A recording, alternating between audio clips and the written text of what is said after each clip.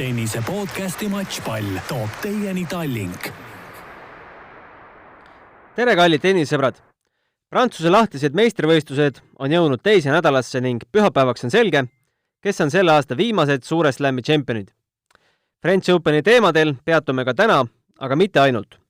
Meil on stuudios kahekordne Eesti meister Katriin Saar, kes aitab meil natukene Pariisis toimunud ja jätkuvalt toimuvat lahti mõtestada, aga kellel ka endal on päris suuri uudiseid. Mina olen jätkuvalt saatejuht Gunnar Leheste ja minu kõrval kaassaatejuhi rollis Riho Kallus. Tervist! Tere ka sulle, Katriin! Tere! Alustame võib-olla eestlannade matšidest. Kahjuks neid väga palju ei olnud. Anett Kontaveit kaotas juba avaringis Caroline Garciale ja Kaia Kanepi teises ringis Elise Mertensile. No tänases Eesti Päevalehes on Toomas Leius, Allar Hint ja Maret Ani võtnud sõna nende mängude teemal. Riho, mis sulle nendest kolmest mängust võib-olla silma jäi või mis kripeldama jääb?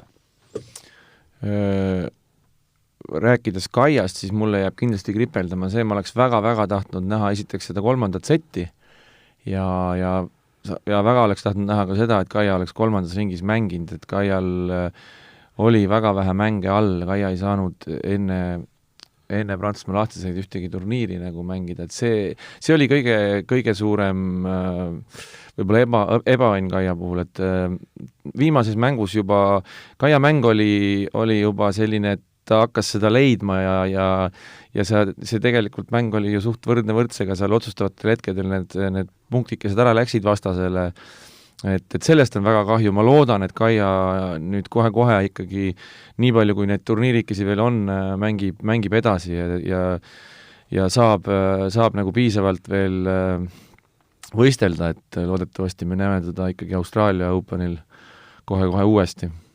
No Kaia ise ei osanud öelda veel pärast mängu kohe pressikonverentsil, et kas ta mängib veel suurtel slammidel või mis ta karjäärist üldse saab. Sa usud, et ta on praegu ikkagi nii heas vormis, et ta võiks jätkata? No jah, Kaia, kui sa meid kuuled, siis ma ütlen ära, et ikka mängi edasi ja Austraalia on kohe tulemas, nii et ärme siin kõhkle midagi. Aga netimäng Caroline Garciaga läks küll 3 setti, aga lõpus Anett ise vist tunnistas ka, et läks ikkagi see õlavigastuse nahka seal mõned tema enda servigeimid. Jah, seda oli natukene karta, et see eelnev turniir ka juba tal läks olukord seal keeruliseks ja teada oli, et tal see natukene all see probleem on, aga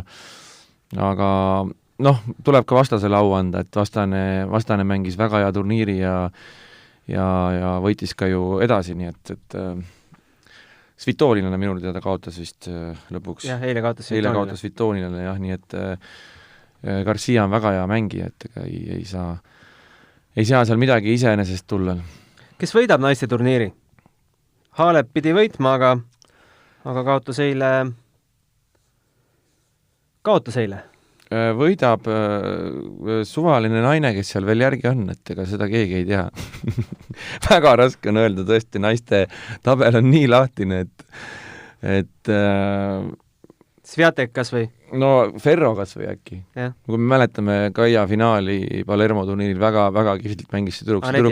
Ja Aneti finaali. No ma ei oska küll mitte midagi pakkuda, Katriin, paku sina, no täiesti Ma ausalt ei oska öelda kedagi. Ma ei oska ka öelda. Loomulikult oleks sa öelnud võib-olla Halep, kui Halep oleks alles. Tänases hetkes, ei tea. Täiesti raske öelda. No meestest oli ka üks favoriit eile raskustes. Dominic Thiem maadles noore prantslasega, ütlen nimi, Hugo Gaston 5. setis ja sai neid drop-shotte vasakule ja paremale. ATP 239.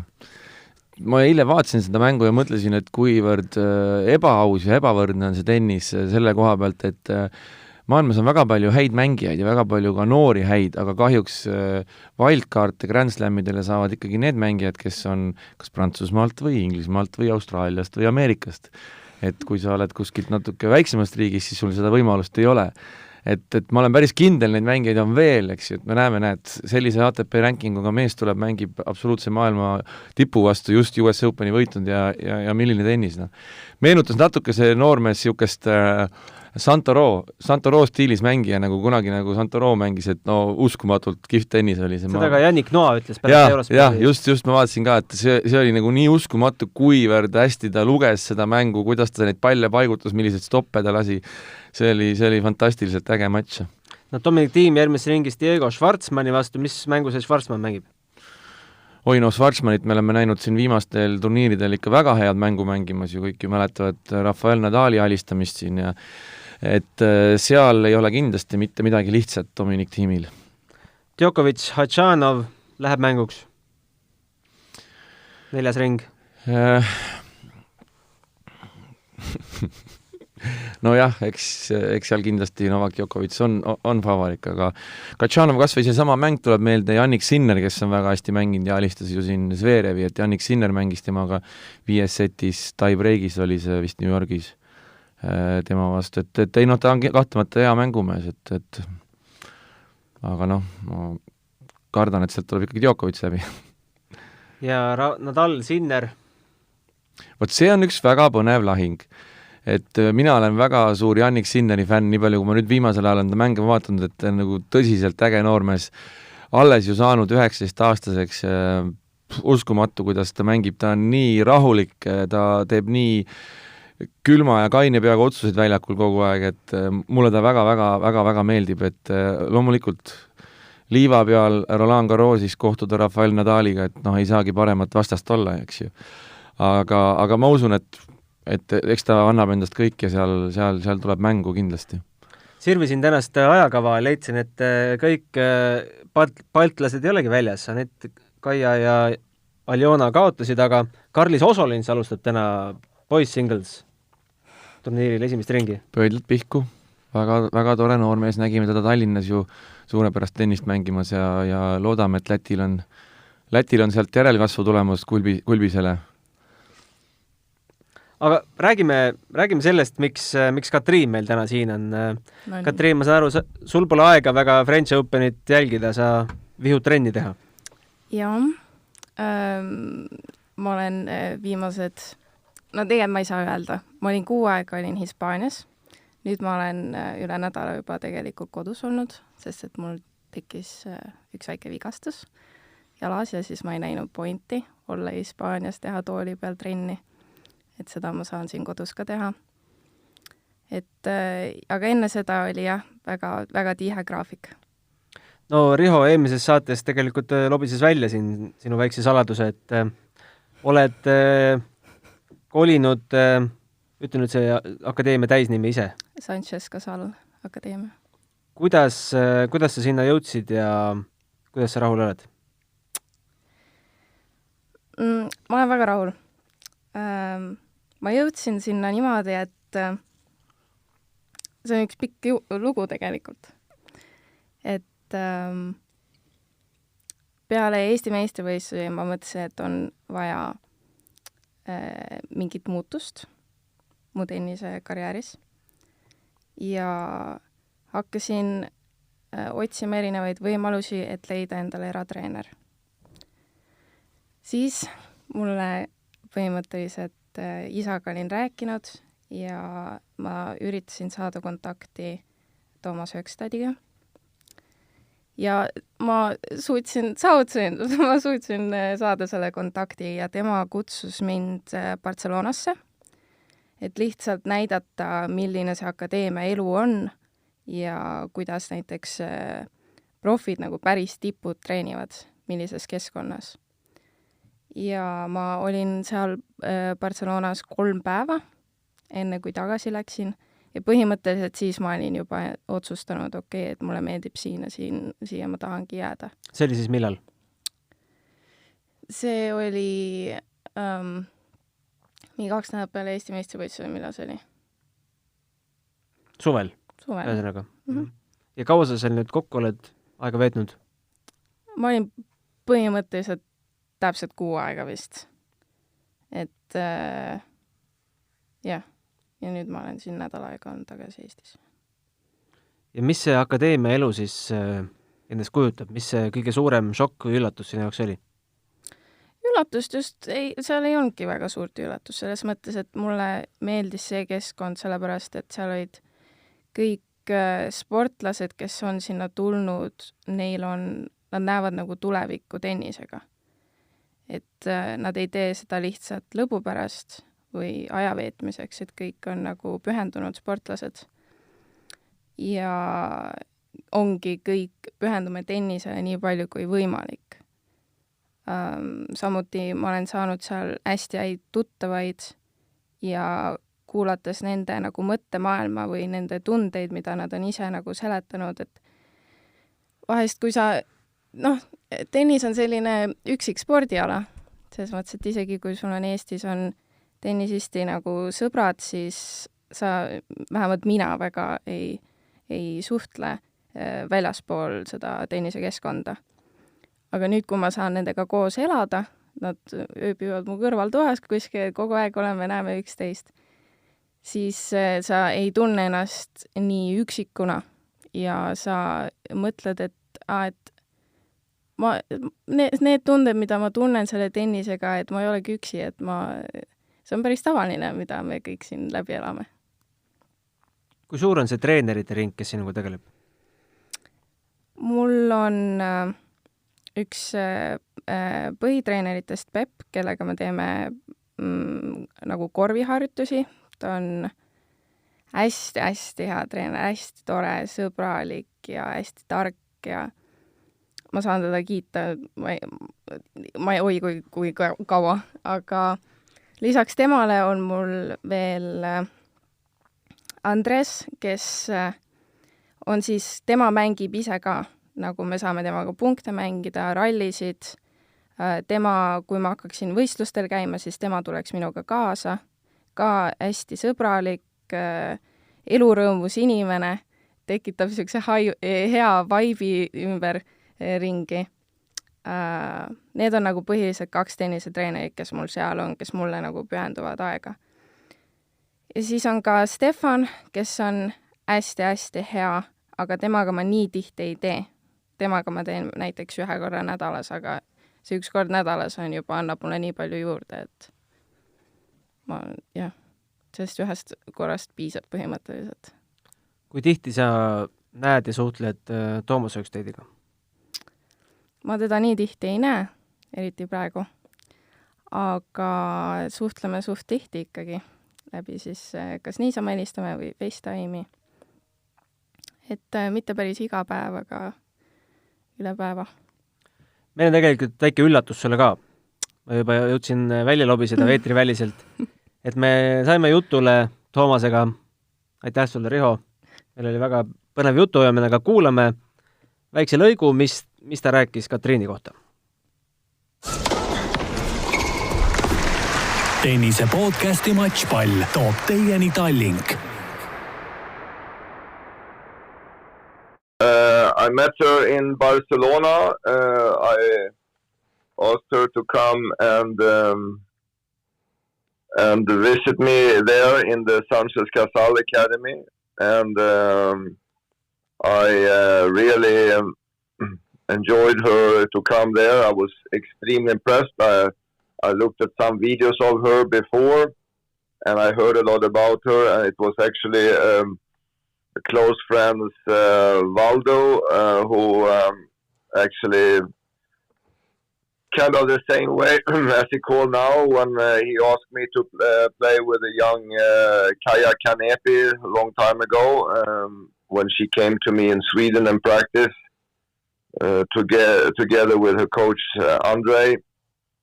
So it was a little bit the same way that he asked if I could see this talented girl, and then she came to Barcelona, and I was very impressed from the first ball. Mm-hmm. What potential do you see in her? I see incredible big potential. She can for sure be a top player, one of the best players in the world. I see very big potential in her.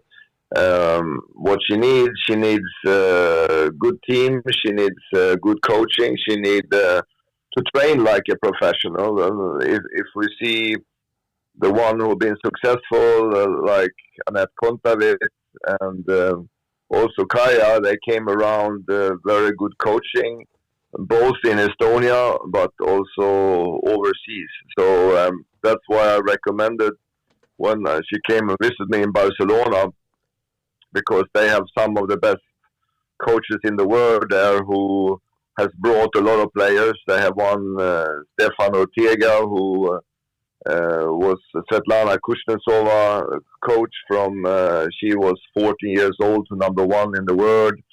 And then Pep and Angel Jimenez, and they have like 5 coaches there who all coach Grand Slam champions. So that's where I wanted her to come and train and be there with the best ones. And of course it's expensive, so I'm hoping that many will see her big potential and help her and get her sponsorship so she can do that one, because she is a very big talent. Both strong, good technique, a great attitude. She has an appearance on the court, which I haven't seen many players, and I see her, coming a big star. Of course, it's all depending on the hard work you do and the training you do. Like where both Kaia and Anette has worked very hard to reach where they have come in their career. But I see Katrine as a very big coming star, and I'm very impressed what I've seen her on the court. How many sessions have you had together already? We trained there for like 3 days, but she's been now, I would say, 2 months in Barcelona, and I get videos almost from every practice. So, and I talk to the coaches there every day. So I see everything what she's doing. She had like a small injury, but from when she's been practicing, I've been seeing everything. But she is back now training, and it's very exciting around her. Tennise podcasti Matšpall toob teieni Tallink. Katriin, oled sa veel meiega, on veel jalad maas? Jah, on. Mis tunne on, kui maailma tipptreener ütleb, et näeb sinus maailma tippmängija potentsiaali? Ebareaalne. Ebareaalne? Ebareaalne on. Mul ei ole kunagi meeldinud ennast kiita. Ja ma ei ole kuulnud ka kellegi teise suust nii palju kiidusõnu. Eriti korraga. Ja see on esimene kord, kui ma kuulen selliseid sõnu. Nii et nüüd ma olen juba natuke ära harjunud. Aga ikkagi see on lihtsalt sürr on see reaalselt. Kuidas on treeningud Toomas Högstediga? Kui me koos tegime, siis talle meeldivad pigem lühemad trennid ja hästi intensiivsed. Et tema ütles, et talle ei meeldi väga teha kas 1,5 tundi või 2 tundi, sest siis sportlane väsib lõpus ära, siis võivad ka emotsioonid võivad alla minna, et tema eelistab, kui teha näiteks 3 korda päevas, aga tund aega iga kord. Et siis mul on palju energiat terve trenni vältel. Ja ta räägib väga rahulikult väljakul olles ja ma muidugi üritan nagu igast sõnast kinni haarata ja jätta meelde nii palju kui võimalik, et mulle väga meeldib ja ta on hästi positiivne. Selles mõttes, et kui midagi välja ei tule, siis ta ei hakka sind laitma, vaid siis ta pigem otsib või mõtleb, et kuidas kas midagi teistmoodi seletada, et ta pigem mõtleb, et kuidas nagu treenerina ma saan parem olla. Mitte see, et nüüd treenitav on kuidagi halvem. Milline teie esimene trenn välja nägi? Olid sa närvis ka? Ma olin väga närvis. Ma olin tulnud just lennuki pealt, nii et me otsustasime teha näiteks 45 minutit lihtsalt lüüa.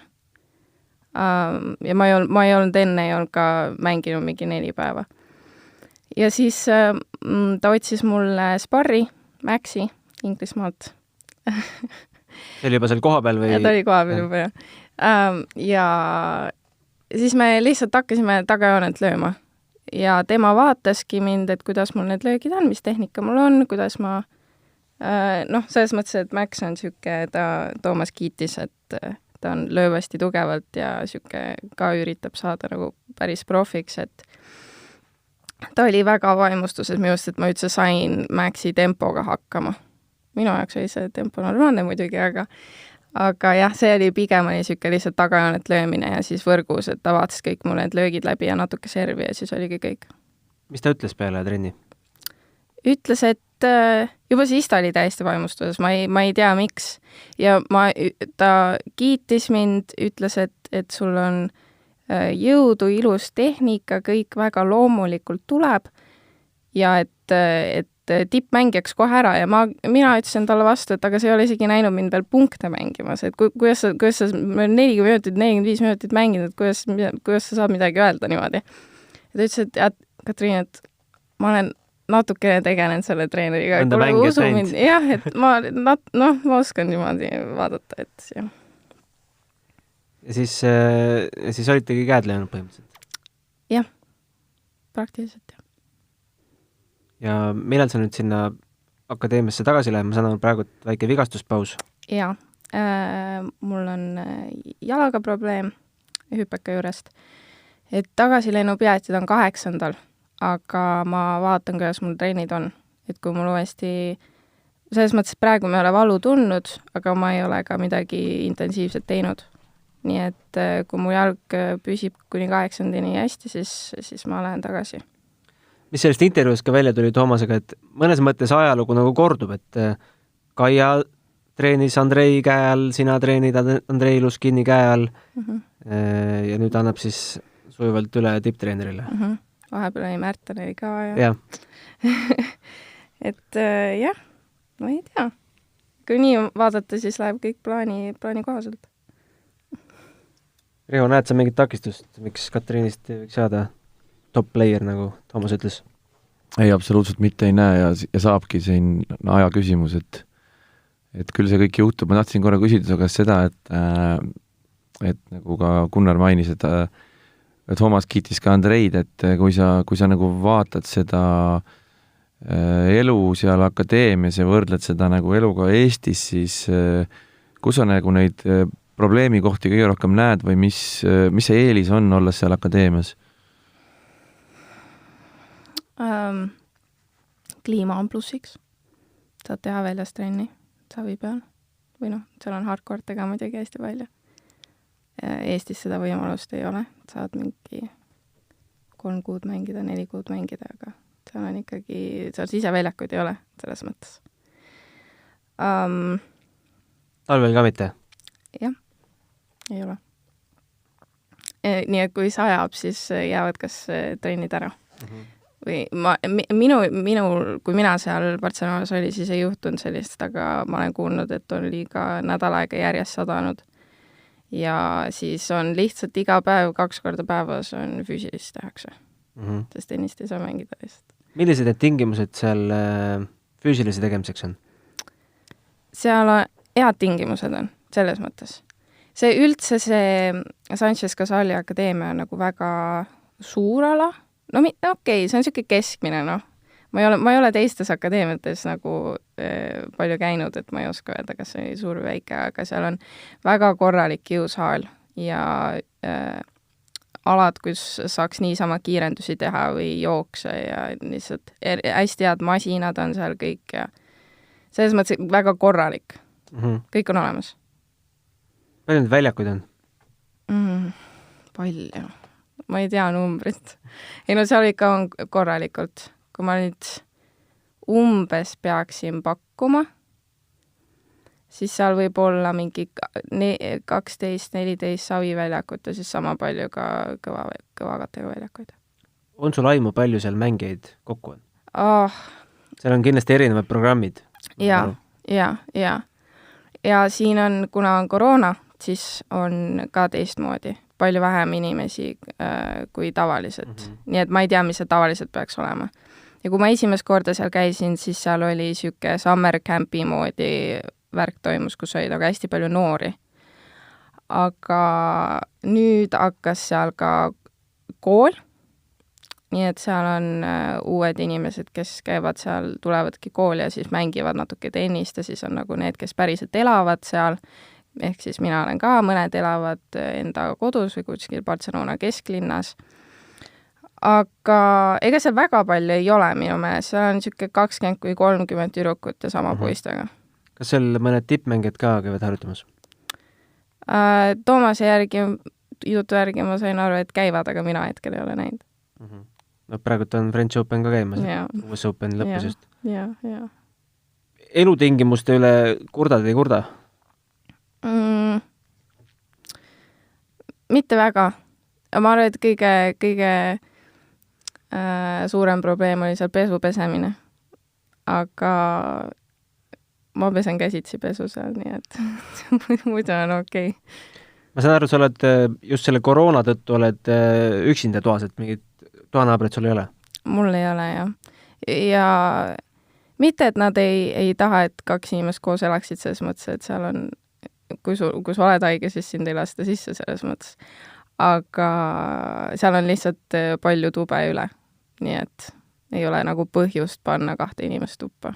Kuna muidugi ise just ei taha, on suured sõbrad, sest nad võivad olla ühes toas. Aga praegusel ajal testitakse teid ka tihti seal või kuidas nad kindlaks teevad, et sa ei ole haige? No sealt otseselt teste ei võeta, aga temperatuuri tšekk on iga päev, iga hommik. Ja üldse seal lihtsalt küsitakse, kuidas tunned ennast. Ja seal mina kui 18 pluss saavad käia akadeemiaalast väljaspool, niimoodi, kuidas me nagu ise tahaksime, et meil ei ole vaja mingit supervisorit kaasa või kedagi. Ja enne ma sain aru, oli see aeg, kui sa pidid tagasi tulema kell 12, aga nüüd on kell 7 õhtul. Ja nad teevad seda sellepärast, et sa ei sööks õhtust väljaspool akadeemiat, kus oleks siis hästi palju inimesi.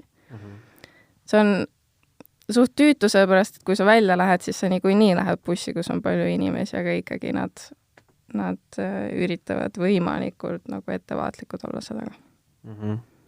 Koolitöö läheb sul edasi kaugõppes Audentises? Jah, e-õppel, jah. On see keeruline? Ei ole. Selles mõttes, et eelmise aasta lõpus olime ju 2 kuud põhimõtteliselt kõik kaugõppel. Et see oli minu jaoks oli see väga hea, sest et siis ma saingi proovida, et kas ma saaksin hakkama sellega. Et juhul, kui on vaja järgmisest aastast minna e-õppele. Ja mulle väga meeldis see, ise saad planeerida, millal midagi teed, kõik. See oli väga hea minu meelest. Ja nüüd see otsus käis väga kiiresti selles mõttes. Et aga ma rääkisin oma direktoriga, kõik see üleminek käis väga lihtsalt. Ja praegu olen hakkama saanud. Kuidas su tavaline päev välja näeb, kui ütleme, et väljas ei saja ja sa saad trenni teha ja pead nagu õppima ka? No äratus on 6:45, siis peaks sööma minema, süke 7 ja 7:30 vahel peab olema sööklas, et võtta oma see temperatuur ära anda. Ja kell 8 hakkab esimene tennis. See on 2 tundi, 8-10, siis 10:30 hakkab füüsiline, mis on tavaliselt peaks kestma tund aega, aga ma teen alati 1,5 tundi, sest et miks mitte. Siis saab otse minna lõunat sööma kell 12. Ja nüüd järgmine trenn hakkab siis kella 2 paiku ja nüüd on, kas ma siis vaatan midagi, õpin vahepeal või lihtsalt puhkan või vahepeal teen mingi uinakulaadse asja. Siis on 2-4 on tennis ja 4-5 on siuke venitamine ja mobility harjutused, et see ei ole nagu füüsiline otseselt, aga see on siuke jah, et lõõgastumine, lõdvestus siuke päeva lõpuks. Ja siis ongi 5 on põhimõtteliselt päev täiesti vaba, et nüüd oleks see aeg, kui ma hakkaks õppima, et kell 7 minna siis õhtust sööma. See kordub siis mitu korda nädalas, 6 korda või? 5 korda 5 korda aastas? ja laupäeval on hommikul ainult 8-10 trenn ja siis on päev vaba. Kui palju me nüüd kokku saime, mitu tundi päevas trenni oli siis? Koos füüsi ja tennisega? 2 tennist? See on 5 nagu trenn ja siis tund aega see lõdvestus. Ehk siis, 5 tundi pluss tund aega lõdvestust. Ehk siis nagu 6 tundi nagu toimetamist iga päev, jah? Ma usun, et sa Eestis ei teinud vist kunagi nii kõvasti trenni. Tegin. Tegid? Ma tegin isegi, ma ei mäleta, kui vana ma olin, aga ma olin ikka päris noor. Siis, kui ma veel Audenteses ei käinud, pidime, see oli kolmapäevane päev ja ma ise mõtlen, kuidas ma seda jaksasin teha. See oli kolmapäevane päev ja esimene tund oli meil kehaline kasvatus, millest ma ära sain. Nii et ma mängisin, mis vist oli 7-9 või 6:30, et 9 kooli minna, mängisin Andreiga hommikul. Me tuli isegi koristaja, tuli varem sinna top-tennise keskusesse, et teha meil uksed lahti. Ja siis ma käisin koolis, siis ma läksin füüsilisse, Sveni juures tegime Audenteses. Ja siis peale seda läksin otse õhtusesse trenni, kus ma mängisin ka 2 tundi grupiga. Nii et seal mul oli ka 2 tundi hommikul, 2 tundi õhtul oli tennist, siis pluss veel 1,5 tundi oli füüsilist. Kas sa seda rutiini ja valu nagu suudad nautida ka või? Jaa, see on nagu meditatsioon minu jaoks. Selles mõttes. Ma olen seda noorest peale teinud, nii et ma olen õppinud või tegelikult mulle see kogu aeg meeldinud. Ma ei tea, sünnist saati. Muud moodi ei saagi. Ma isiklikult ei kujuta ette, kuidas selle kõrvalt saab veel koolis käia. Jah, ja hinded on mul ka suht head. Et mitu tundi päevas sa siis magad?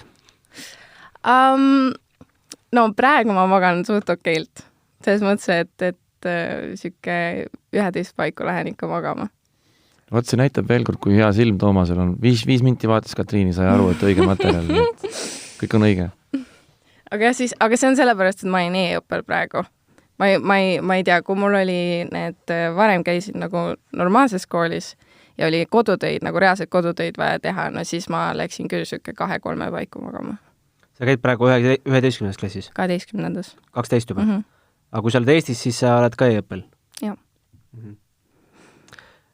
Räägime võib-olla sellest, palju see kogu lõbu maksab? No kui ma akadeemiasse läksin, siis mul oli plaanis olla seal 20 nädalat ja see oli 25 000 eurot. Kas sa kavatsed seal olla pikemalt kui 20 nädalat? Vaatame selle 20 nädalat ära ja siis vaatame edasi. Selles mõttes. Mis ma praegu olin seal 4-5 nädalat. No üks hetk tuleb hakata võistlemas käima. Yeah. See on teine teema veel. Jah. Kuidas sul hetkel tundub, jääb sellest mammonast natukene puudu ka varsti? No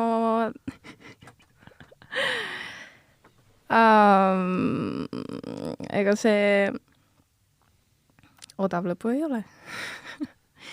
Selles mõttes, et praegu me oleme hakkama saanud, aga eks mu vanemad näevad palju vaeva ka. Ja. Otsid sa sponsoreid ka? Ikka alati. Kõik abi on teretulnud. Toomas veel pikemas intervjuus ütles, et varsti tuleks nüüd nagu võistlema hakata, et palju sa ise näed, palju sul neid võistlusi üldse siin tulemas on ja millal sa oleksid valmis IDF-i tuurile peale minema? Ennem vaja terveks saada, siis oleks vaja natuke uuesti trenni teha. Ja nagu ma Barcelonasse lähen, siis ma vaatan ka neid võistlusi, mis oleks Hispaanias. Selles mõttes, et just selle koroona pärast. Õnneks on neid turniire niisugune normaalselt. Et ei ole niimoodi, et Eestis mingi 1 või 2 turniiri.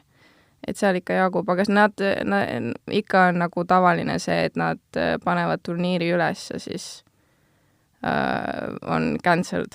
Nii et seda peab kogu aeg vaatama, et kas nüüd päriselt toimuvad ka need turniirid, et see väga pikka plaani ei saa teha. Et ma ei tea, mis mul esimene turniir on. Kõik oleneb, kuidas mu jalg on ja mis tunne mul väljakul on. Ülesandmisi oled teinud, ei ole?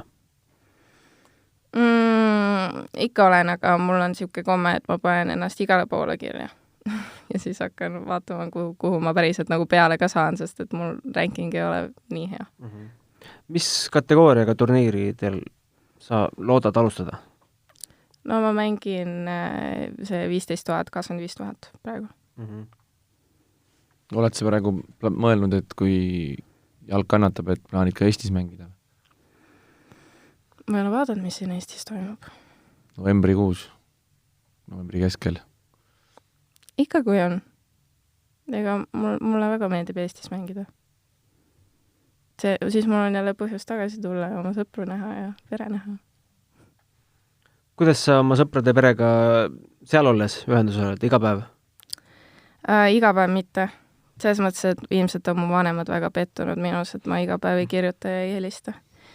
Aga nad peavad ka mõistma, et ma olen 18-aastane ja tunnen seda rõõmu üksi elamisest praegu. Ei, aga sõpradega ma räägin küll iga päev. Ja vanematega siis, kui midagi juhtub, kas siis midagi halba või head. Kui kerge südamega vanemad su kodust välja lesid? Ma olen pere pesamuna selles mõttes, et neil vist väga lihtne see tegu ei olnud. Eriti isa. tema oli natuke kurb.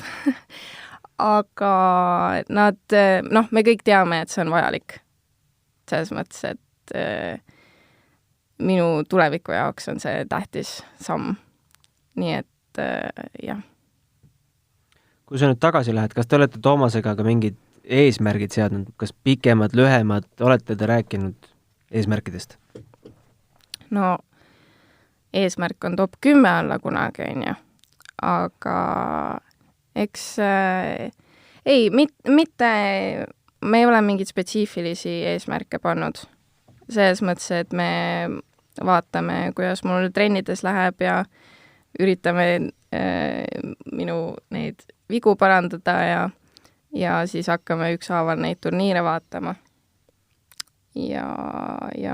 Aga siuke top 10 võiks küll olla. Selles mõttes, et okei, Kaia oli VTA 15, on ju. Anett oli 14 ja siis 13 on kole number, nii et peab nagu 12 vähemalt olema, eks ole? Absoluutselt. Aga mis need sinu vead siis on? Kuidas sa ise ennast kõrvalt vaatad? Ma mänguliselt siuke ei taha väga öelda. Aga ei taha vastastele? Ei taha jah, ärme hakka praegu. Aga tehniliselt on praegu eeskäe swingiga oleks vaja tegutseda. Ja selles mõttes, et okei, ma ütlen nüüd midagi, aga ma loodan, et mu vastased väga ei kuula seda. No sul ei ole ennem vastased, olge mausad. Ei, ikka on, mis asja. Aga selles mõttes, et mina tunnen ennast kõige mugavamalt enda tagakäega. Ja eeskäsi on siuke kahtlane, on ju. Ja serv on ka siuke, mõni päev tuleb hästi välja, mõni päev tuleb kevasti välja. Nii et kui mina sinna Barcelonasse läksin, siis oli Stefan üks põhitreeneritest. Ütles, et okei, et meil on vaja tegutseda sinu eeskäega ja sinu serviga, et need on sul nõrgad kohad praegu. Aga mina näen tulevikus, et sinu eeskäsi ja serv oleks sinu relvad. Ehk siis see, mis sul ei ole tugev. Jah. Nii et halb peab saama minu kõige parem praegu. Vot. Ma tahaks ikka neid mängulisi vigu ka teada. Ei. Riho, mis sina näed, Katriini, tugevate ja nõrkade külgede on? Sa oled mõnda mängu ka näinud? Ja ma olen Katriini ikka päris palju näinud võistlemas ja mängimas, aga mis minule kõige rohkem sümpatiseerib, on just see sama, millest ta rääkis, mida ta treeningutel teeb ja see tema võitlusvaim ja tahe, ta on nagu 110% tippsportlane, selle koha pealt ei ole üldse mitte mingit kahtlust, nii et mina usun küll, et tema sellest kadalipust läbi läheb. Kuule, mulle meeldib siin olla, Ma olen nii palju kiita saanud, igal oled seal lae all varsti? Jaa, igal poolt tuleb siin, ma võin siin tihedamini käia. Ma pean ütlema nagu Toomas, ma olen ka neid tennisiste näinud, ma tean. Aga Eestis olles treenid sa Andreiga jätkuvalt või veel? Jaa. Andreiga, see Aude pundiga ikka. Ma tahtsin veel küsida seal olles, kas te treenite gruppides, individuaalselt, kuidas see välja näeb? Seal enamus teevad ikka gruppides, aga mul on siuke teistmoodi natukene. Et praegu ma olen teinud suhteliselt individuaalselt, ongi siis, kas ma mängin oma Andres selle treeneriga, teen korvi teise treeneriga ja vahest võetakse sparre. Selles mõttes, et mul on Zoe on 18-aastane, ta on VTA 700 midagi. Et temaga ma teen suht tihti treeni koos. Või siis võetakse, ega see tüdrukuid väga palju nagu minu tasemel või vanuselt ei ole. Et siis, kui on vaja mängida punkte, siis võetakse poisse. Poisse on see rohkem siis või? Jah, siukse minu taseme jaoks sobival. No. Kas Eestit tuntakse sealt? On Anett ja Kaia teinud head tööd? Ega ma ei ole väga küsinud ausalt öeldud. ma olen issand jumal, ma olen 6 aega olen Hispaanias olnud ja mu aju mõtleb inglise keeles, selles mõttes, et ma vabandan, kui mul neid mõttepause tuleb. Hispaania keelt veel ei oska? Ei, hispaania keelt ei oska. Ma pean Duolingos hakkama õppima seda. Aga ei, need, kellega mina suhtlen, nad on ikka kuulnud Anetist. Ma ei tea, kas nüüd Kaiast, aga Anetti ma olen rohkem maininud. Mis maalased on need mängid, kellega sina kokku puutud? Kui suur see geograafia seal on? No kõige rohkem ma suhtlen Indiast pärit ja Zoe on siis Lõuna-Aafrikast. Aga on ka Saksamaalt, Austriast. See India tüdrukul võib veel suurem koduigatsus olla kui sul? Jah, tal on siuke keeruline, et ta ootab detsembrit, ta saaks uuesti koju minna, sest et ta ei saa nii lihtsalt edasi-tagasi sõita kui mina. Selles mõttes, et kui ta ikka tuli, siis ta jääb siia pikemaks ajaks. Oled sa elevil ka, et varsti tagasi peab minema? Ikka, jah. Tore on, see koht on tõesti väga, väga meeldiv ja ma ei ole läinud ikka veel Barcelona kesklinna. Selles mõttes, et mul oleks vaja seal ka ära käia. Jah, just, et koroona pärast ma väga ei julgenud ja ma ei tea, kuidas nende bussidega seal veel sõita, et ma olen taksodega käinud, aga nüüd see läheb veits kalliks. Aga kas hispaania keelt oleks seal akadeemias vaja või saad sa kõik inglise keelega? Kõik saab inglise keelega, jah. Et hispaania treenerid väga palju ei ole? On, aga nad räägivad inglise keelt. Et nad on väga, väga tublid seal. Mõndadel on aktsent hästi suur, aga sellega sa harjud ära suht kohe. Kus me sind mängimas näeme? Fännidele midagi? Sanchez Casali akadeemias trenni tegemas, tulge vaatama. Kuidas see territoorium on? Saab üldse sinna iga inimene, kas meie võime Rihoga tulla väljaku äärde vaatama? Jah. Tasuta? Lähme. Ongi nii lihtne? Aga me... Temperatuuri võetakse teile ja maskid pead ees. Aga keegi ei küsi, et kuhu te lähete või? Küsib küll. Aga Katriini Hänglubi ütled seal siis. Katriini särgid selja. Ja siis lastakse siis. Aga seal ei korraldata mingi näidisturniire või teile endale kas või? Näidisturniire just mitte, aga seal hakkab üks Futures see nädal vist hakkab, järgmine nädal meestel. Aga teile endale kontrollturniire omavahel ei ole mingit, ma tean, et seal Muratoglu akadeemias tehakse ja Nadali akadeemias ka oma siseturniire. Seda ma ei tea, et tehtaks. Selles mõttes, et paljud mängijad käivad neid Hispaania enda nagu turniire mängimas. Et see ei ole päris rahvusvaheline, aga nemad saavad seal mängida ja proovida. Nad on väga tugevad tegelikult sellega. Selge. Aitäh ja edu! Aitäh! Aitäh! Meie Rihovast teeme pärast French Openi lõppu, võtame need ennustused ette, mis meil siin poolfinaali ennustada. Ma ennustan, et meil väga palju pihta pole läinud. Tipud vast on? No mina ennustasin, et Jannik Sinner mängib Nadaliga. Ja see on juhtunud. Aga mitte veerandfinaalis veel. Vaatame, loeme need punktid kokku ja kohtume nädala pärast. Aitäh kuulamast! Tennise podcasti Matchpall toob teieni Tallink.